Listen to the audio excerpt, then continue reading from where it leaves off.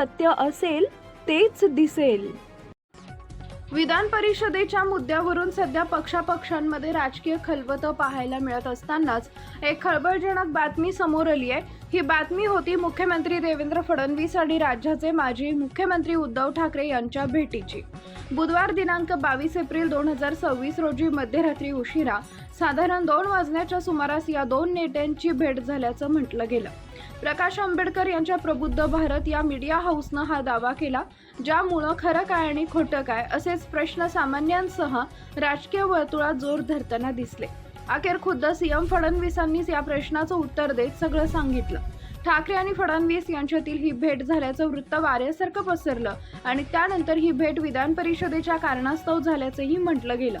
किंबहुना या भेटीत फक्त विधान परिषदेच्या मुद्द्यावर चर्चा झाल्या की आणखी काही मुद्दे केंद्रस्थानी आले याबाबतचे तर्कही लावण्यात आले।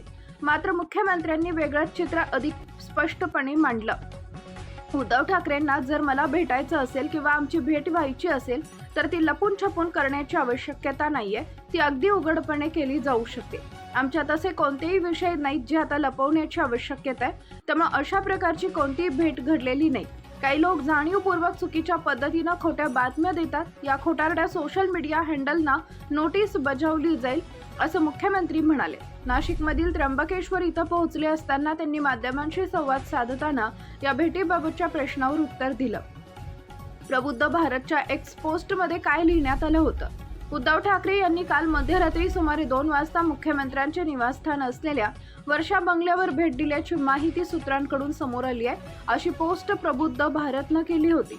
दरम्यान या भेटीवर अनेक राजकीय चर्चांनी जोर धरला असतानाच भाजपाचे मुख्य प्रवक्ते एकनाथ बन यांनी त्याबाबतच्या चर्चा धुडकावल्या होत्या।